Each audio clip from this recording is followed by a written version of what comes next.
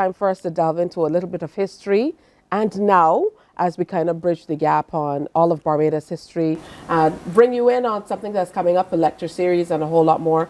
And welcome Dr. Yanique Hume, Senior Lecturer and Head of Department of Cultural Studies, back to Mornin Barbados. Good morning to you and welcome back. Thank you. Good morning. Lovely to be here. Lovely to have you. Also here is Kaye Hall, who's Education and Community Outreach Officer with the Barbados Museum and Historical Society. Good morning to you and welcome. All right, well, I'll start with you, Kaye, to tell us a little bit about, why we're here today. We're looking at the 2024 lecture series, the Newton Uncovered, Exploring the 21st Century Legacy of the Enslaved Burial Ground at Newton. Yes, well, as you know, I hope everybody knows by now, there are plans afoot to do the development of the Newton space to make it a space of memory, of reflection on that part of our heritage. It's a difficult memory, but it is something that we need to be able to face, we need to be able to make our peace with. And part of that, as a part of that, the museum actually owns the land. It was bequested to the museum a number of years back. So there's a collaborative project with the government, but we've established as one of our subcommittees of our council a committee for overseeing the development at Newton and working in collaboration with the government to make it a space for all Barbadians, regardless of denomination, to be able to access it as a part of their heritage. There's a plan for how the space should be developed. It's going to be a space where you can go, where you can reflect. There's going to be a space for research. There's going to be a space for multi-denominational services so people can access it as a spiritual space. So there's that. But this year's lecture series, we do something different every year, but we're working with that Newton committee this year, headed by Dr. Tara Ennis, in order to highlight that space, to increase public awareness around that space. So we've had a number of lectures starting at the beginning of May. We looked at the archaeology at the site, which was done by Mr. Kevin Farmer. Dr. Ennis herself also then looked at the history surrounding the site. We've then had Dr. Misha Ewan, and she looked at a little bit of that documentary heritage. And our latest go around, we had a panel discussion last month where we looked at it as a part of the African sacred spaces across Barbados. That was like a really great discussion. It actually included other sacred spaces as well. So we looked at the sacred spaces for the indigenous populations. Lots of people didn't realize that we do have the Lakona Arawak living resident on the island. Lots of people don't understand that they're here. So there's been lots of educational opportunity with these topics that work in and around Newton as a starting point. So this month we actually have an international panel because we're looking at Newton positioned as one of the many African sacred spaces across the region. And that is where Dr. Hume comes in. She is a part of that panel. She's actually the only one on the panel resident in Barbados.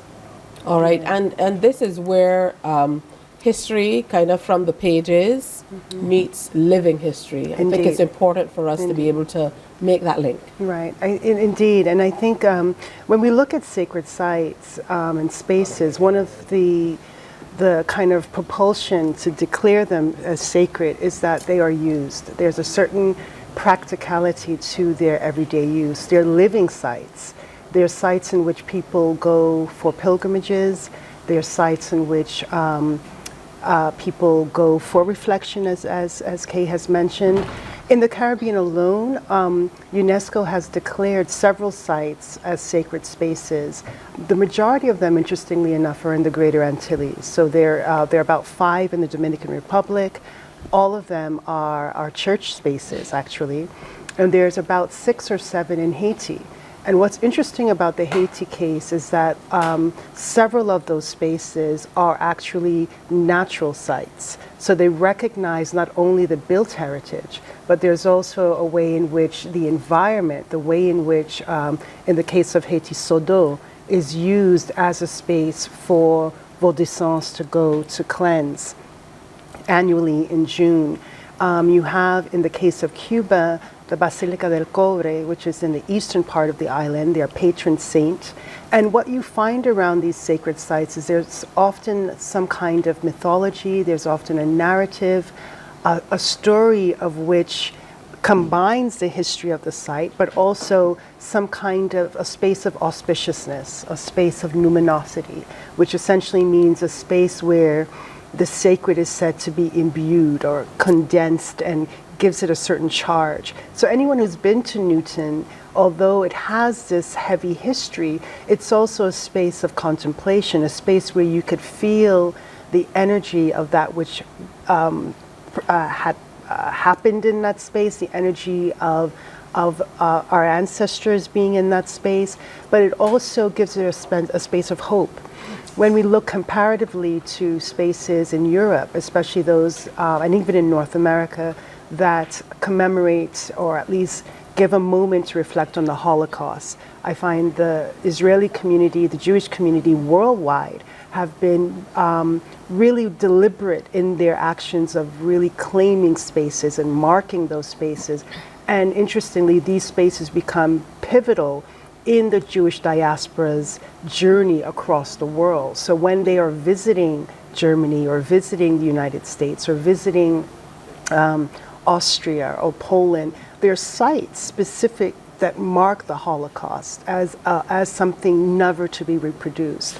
Our communities within the African diaspora haven't been as successful as centering slavery as a part of our tragic past, but as one in which we declare as something important to remember, a trauma that is important to not dwell in, but to recognize its place in the history and to recognize that we come to a space of atonement through that reckoning, right, and coming to terms with that history. When I think about spaces like Brazil, for example, the Dique de Tororó, this is a natural site, the Lagoa de Abate. There are sites across the African diaspora that have been deemed sacred as because of the history in those spaces. And certainly when we think about those within the African diaspora that travel to the continent for the first time and go to the door of no return, make their way to Elmina and Cape Coast and Gorée Island as a means of that kind of pilgrimage, a reclamation of a certain sense of identity and ancestral heritage. So there is, multiple examples of the ways in which you could take a history or take a historical moment that was tragic and turn it into something powerfully uplifting. Yeah, and all of it has kind of come back into focus with the Prime Minister taking soil from that area off to Ghana, yes. In recent times, which brings us to the lecture series and why it's important to be able to share, certainly with people who might know but want a little more information, or with a new generation of Barbadians, all about this particular space. And that's why you're working along with the University of the West Indies to make this lecture series happen. So tell us a little bit more about that and how we can get involved. Oh, well, most of the lectures have in fact been at the museum. It's been about once a month on a Thursday. This particular panel and one other, because the experts were not located in Barbados, they've been completely online. But for us, we prefer that having everyone in the body where people can interact. The discussion's been really great. And as far as we're concerned, the more the merrier. The theater seats 300, so come and be a part of the lecture series. This one is going to be on Thursday. It's going to be at 6 p.m. So there are Zoom credentials posted on our social media, but it will also be live streamed to YouTube if you prefer to watch it there, and it will also be archived to YouTube. The other lectures in the series, if you haven't seen them, if you're interested, they're also archived in a playlist on the museum's YouTube channel. I would actually recommend that people really take a look at the one done by Dr. Derek Murray, which looked at African spirituality in a Barbadian context.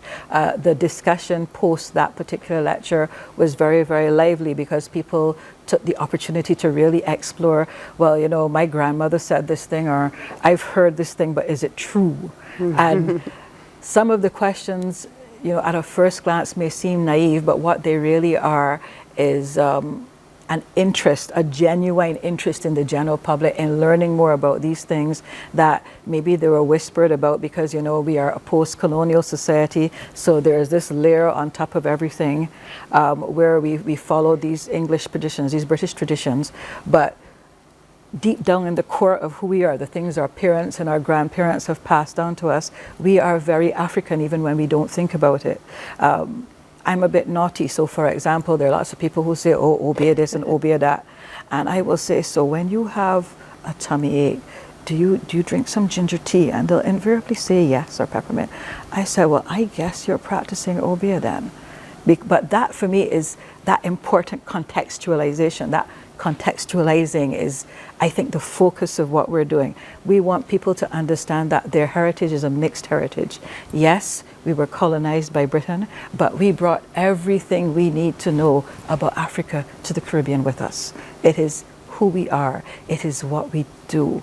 It is things that we don't even understand why we say them and why we do them, because it hasn't been taught to us in school the same way. But it is that wisdom that our ancestors have been passing down through the generations to us, and we hold it right inside ourselves now. Absolutely, and in a great way, I think, for people who seek that knowledge.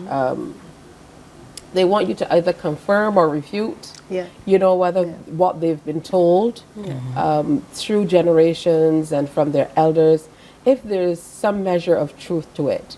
Because I think if people didn't believe that these things could happen or that they existed, they wouldn't continue to share them. Exactly. So I would imagine that's why, sessions like these are important. How does it feel, Dr. Hume, to be able to work so closely with the museum, to be able to bring these stories really to life? Indeed. I mean, when we think about it, the University of the West Indies generally, the Faculty of Humanities and Education, my Faculty of Culture, Creative and Performing Arts, have an intimate relationship with the museum over many decades of actually working together. We see the educational arm as an extension, right? So we see the work of the museum as being a site of the public scholar, the public intellectual, much like the university. And so being able to speak to those audiences outside of the ivory towers is very important, that we, as part of our outreach program at the university, to actually reach other publics through the platform of the museum, but also to further strengthen the work and the partnership that we have, the research that helps to give further ground and context to the material culture that is housed in the museum, that is exhibited in the museum. So it's really collaborative in all of its efforts, beginning to how do you anchor history with heritage, with cultural practices. So it's all, I think, exceptionally important to continue these kind of collaborative ventures. Absolutely. So again, the Barbados Museum and Historical Society, in association or in collaboration with the Department of History and Philosophy of the University of the West Indies, bringing you the 2024 lecture series themed Newton Uncovered, Exploring the 21st Century Legacy of the Enslaved Burial Ground at Newton. And it's on Thursday, September 12th at 6 o'clock via Zoom. So get online, as Kaye mentioned to you, and get those credentials and come on in. Is there a limit in terms of the numbers of people who can participate? And will there be an opportunity to maybe get some questions in and do a little feedback? For sure, the questions. We have people monitoring both live streams. The questions actually feed to me, and I ask questions on behalf of the audience that's not there in the room or on Zoom with us. So they can type their questions in the Q&A, in the chat, wherever, and the questions come through me and they're put to the panel. The format is actually pretty simple. We have 5 panelists because there are a lot of spaces to cover. In addition to Dr. Hume, we also have Dr. Matthew Reilly, Dr. Reg Murphy, Mr. Raimie Richardson, Dr. Grace Turner, and the moderator will be Ms. Andrea Richards. So we've got 3 archaeologists and 2 practitioners who looked into the cultural side of these practices, and our moderator is sort of spanning both of those. So we expect to have lots of diverse points of view, a really robust discussion.